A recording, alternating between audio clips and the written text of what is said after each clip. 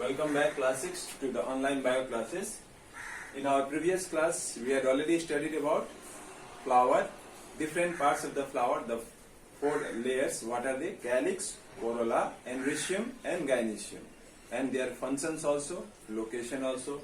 Then we studied about the process of fertilization, in which there was fusion of male and female gametes that results in fertilization. Now after fertilization we have to read about fruits and seeds. So have you ever wondered what happens to the flower once the fertilization is completed? Once the process of fertilization is done, all the parts of the flower like calyx, corolla, androecium, gynoecium, leaving gynoecium, that is the ovary, rest all parts of the flower will dry, they will fall, they are of no use. In some plants like brinjal and tomato, we find the calyx part of the flower remains even after formation of fruit. Such type of calyx is called persistent calyx. Now the female part of the flower, that is ovary, it changes into the fruit, and the ovule which is present inside the ovary develops into seed. Okay? So ovary part of the flower changes into fruit, and ovule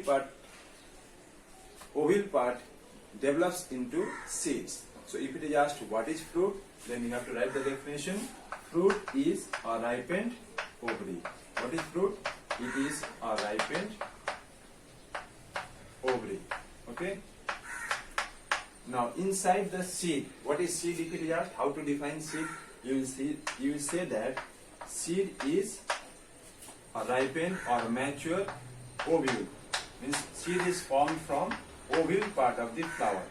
Ovule develops into seed and ovary develops into fruit. This one you have to learn. Okay. Now inside the seed there is a baby plant which is called embryo. The baby plant or the embryo contains plumule and radicle. These two help in the formation of shoot system and the root system respectively. That is, the baby plant will grow from the embryo which is located inside the seed. Then we have to study about the parts of a fruit. A fruit consists of different parts like epicarp, mesocarp, endocarp. Together they are known as pericarp. So what is pericarp? The outermost protective covering. Here I have written what is pericarp. Outermost protective covering. Outermost protective covering of fruit is called pericarp. Now this pericarp is divided into three parts. The innermost layer, which is surrounding the seed, this is the seed part I have marked here level. It is surrounded by a hard protective covering.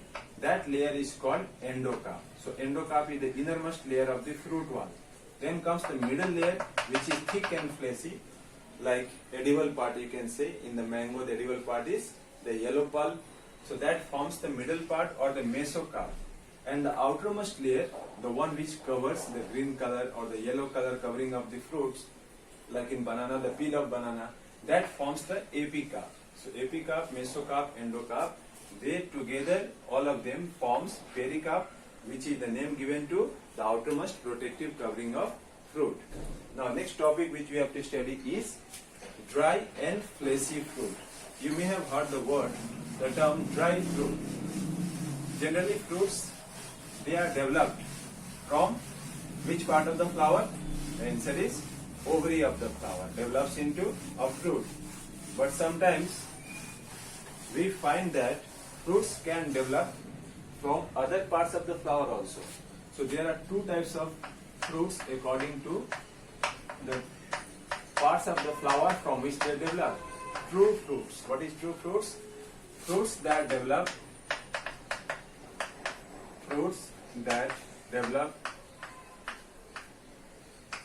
from the ovary of a flower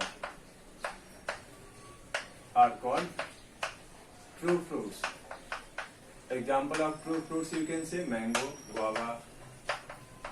They are true fruits. Okay. Now what is false fruit? False fruit means a fruit which develops from any other part of the flower except the ovary, means not the ovary, any other part. So you can write a fruit that develops from any other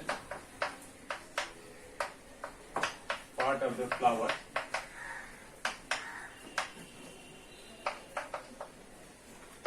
except ovary, means leaving the ovary. If any other part of the flower develops into a fruit, such type of fruit is known as false fruit. Example, we can say apple is a false fruit. Why? Because it develops from thalamus.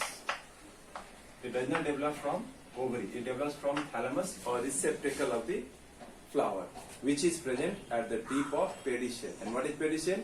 It is the stalk of the flower on which the flower is present.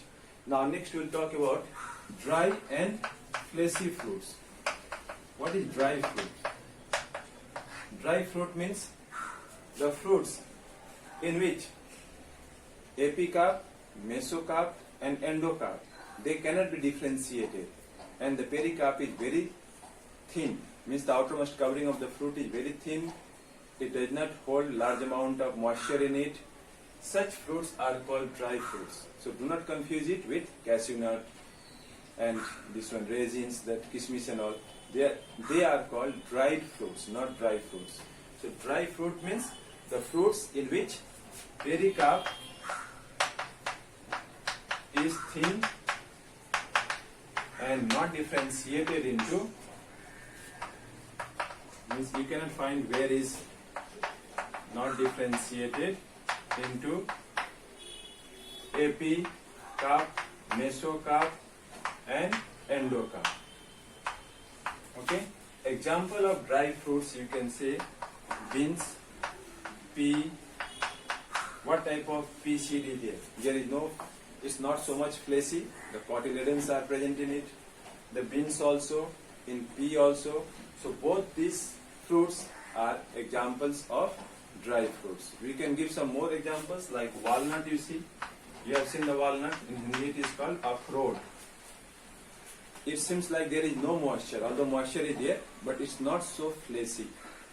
So they are also called as dry fruits only. They are counted in dry fruits. Now next we have to read about the fleshy fruit. What is fleshy fruit? The fruits in which the edible part is fleshy, that is contains lot of juices or water inside it. The sap is present in it. Example, you can say, the example of fleshy fruit, mango, lychee, all of them are fleshy fruit because they contain plenty of sap, that is the fluid present inside them. Now you can see the hard shell, that is, what is fleshy fruits? The pericarp develops into succulent tissue. In your book the word succulent tissue is there. Succulent tissue means the tissue that holds moisture or water in it. It is soft and fleshy at maturity and can be differentiated into epicarp, mesocarp and endocarp. Example, strawberry. Example, you can say cherry. Example, you can say mango. Now next you have to see, or you have to read about parts of a seed. So in the next topic we'll do parts of a seed.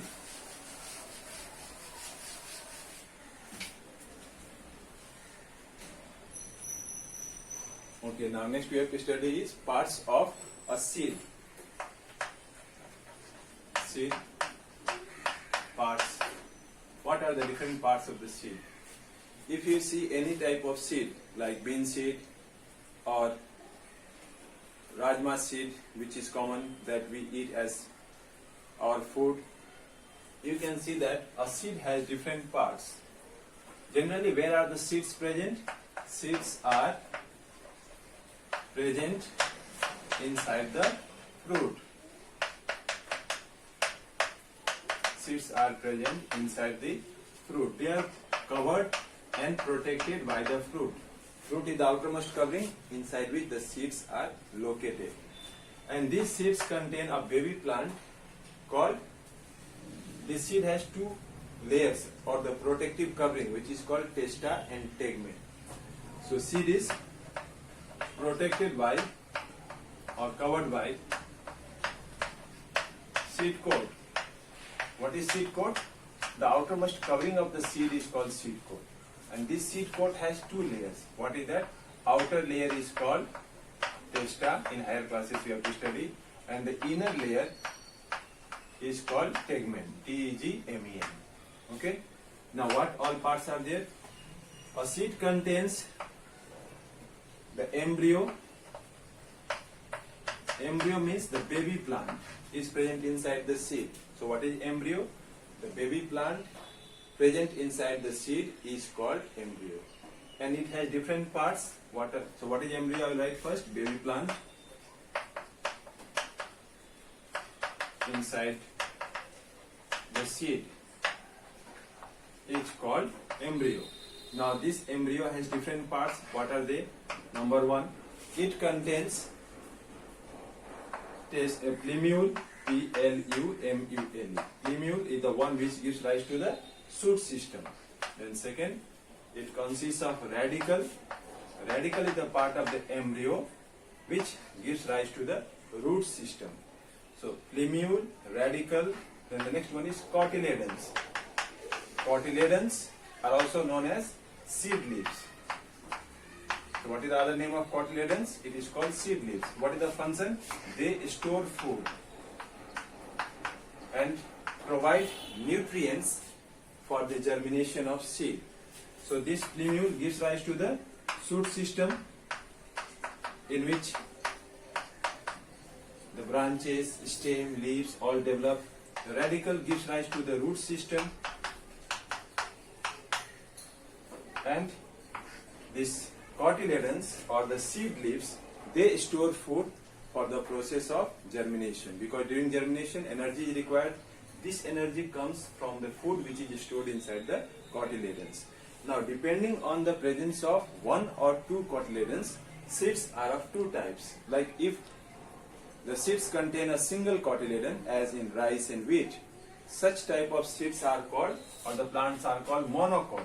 M-O-N-O. Mono means single, cot means cotyledons. Such plants which contain seeds with single cotyledon are called monocot plants, and the plants in which the seeds contain two cotyledons, like beans, rajma, they are called dicot. Even mango has got dicot seeds, so mango plant is counted as dicotyledonous plant. So what we studied, that what are the different parts of the seeds? Seeds are present inside the fruit. It is covered by a seed coat which has two layers. The outer layer is called testa, inner layer is called tegmen, and it has the baby plant called embryo.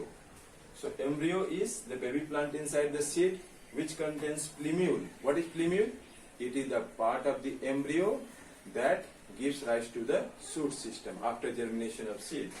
And radicle is the part of the embryo which gives rise to the root system during germination of seed. And the cotyledons are those structures where the food is stored. It is also known as seed leaves, and it helps to provide nutrients to the developing or to the germinating seeds. Okay. Now look at the diagram. This is parts of a monocot seed. Here a single seed like maize seed is drawn. This one shows the cotyledons where the food is stored. This one shows the LS, longitudinal section, cuttings, in which you can see this part is the cotyledons. Already here marked cotyledons. Now this one is the embryonic part, the embryo, which contains, here the entire part is embryo, the plumule. Plumule is the one which gives rise to the shoot system, and radicle is the one which gives rise to the root system. This second diagram, it is of dicot seed, in which there are two cotyledons. I have marked here cotyledons. There are two cotyledons, the one which stores food inside them. They are also known as seed leaves. The other name of cotyledons is seed leaves. Okay. What is the function? To store food. Here the radicle is shown, which gives rise to the root system in the germinating plant, and the plumule is there, which gives rise to the shoot system. I have drawn the leaves here. And micropyle is a tiny pore which is present, through which gases like air and water can enter inside the seeds for germination. Okay. So this diagram shows the parts of a dicot seed like bean seed, and this one shows the parts of a monocot seed like maize seed. Okay. Now endosperm is also there. This part you can mark it as endosperm, cotyledons. Both of them are stored food only. So next, what we have to do is, what is endosperm? Just below the seed coat. Here I have marked in the diagram seed coat. The outermost protective covering of the seed is called seed coat. It has two layers. The outer layer is testa, inner layer is called tegmen. Two layers are there in it. Like if I draw here one layer.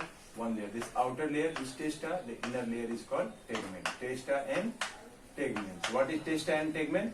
They are the name given to the two layers of seed coat. What is seed coat? The outermost protective covering of seed. Now what is endosperm? Endosperm is the stored form of food which is present mainly in the monocot. Like this one, here it is present. No? You can mark it as endosperm. Here I have cotyledons, no? You can mark it as endosperm, the stored food. It is present in large quantity in the monocots. In dicots, endosperm is reduced or almost absent. Okay. So now next what we have to study is germination. What is germination? The process, you may have seen that if you put a seed in the soil, the seed will get all the nutrients like water, minerals and sunlight. The conditions which are required for a seed to germinate. Seed requires air, water and sunlight so that it can grow into a baby plant which is known as seedling. Okay. So now next we have to talk about germination. What is the definition of germination that you write? The development of a seed into a seedling. The development of a seed into a seedling. Seedling means a baby plant. Seedling means baby plant. Is called germination. Okay. In the book you can see the diagram of two types of germination is there, apigeal germination and hypogeal germination.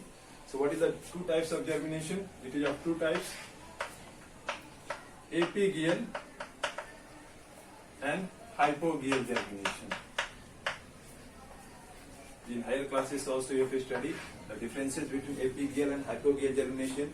Like in one of them, what are the conditions required for a seed to germinate? It needs air, water and sunlight. That we will study later. Now what is apigeal germination? A germination. Api means it is above and hypo means below. So such type of germination in which cotyledons are pushed above the soil. Cotyledons are pushed above the soil is called apigeal germination. Here hypo means less, hyper means more, api means it is higher. So hypo means less. So cotyledons are pushed or they remain below the soil. Cotyledons remain below the soil. Below the soil. Now in the second point we can write the difference. Hypocotyle elongates means it becomes longer, and here we can write apicotyle elongates. Okay. Now you can see the diagram also. I'll show you the diagram in the book only to show the different types of germination. Okay, look here. This type of germination in monocot seed. It's written there, no? In monocot seed. Hope you can see it clearly. Can you see? And this one shows the germination of seed in dicot. Okay. So in one, the cotyledons remain below the soil. In the other one, the cotyledons is moved above the soil. So I will show you clearly with the help of diagram. Now next is conditions necessary for germination. What are the conditions required for seed to germinate? A seed requires water, air and sunlight. Why water is needed? Because water will help to make the seed coat soft so that the seed coat will burst and it will help in the opening of or coming of root system and the shoot system from radicle and plumule. Then second one, sunlight is needed. Why? Sunlight is needed because sunlight is required for the germination of seed, and the third one is air, that is oxygen is needed so that they can carry out respiration and produce energy, because energy is needed for the process of germination of seed. Now temperature, the fourth condition I said, suitable temperature means sunlight. A seed cannot germinate at a very low temperature. If you keep it inside the freezer or in the fridge at a very low temperature, the seed will fail to germinate. Similarly, at a very high temperature also the seed fails to germinate. So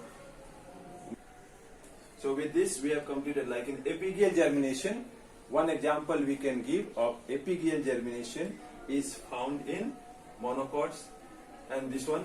Now after the conditions of germination, which already I said, this chapter is almost complete, so some question answers are there which you have to do as homework. I will give you as homework. You just complete it and write the answers in your copy. And after watching the video, in the comment section, you write your name, that who all has seen the video. In the next class, I will give you the answers. So don't forget to write all those answers and prepare yourself for the test also, because next week one bio test will be there based on chapter 2. Thank you.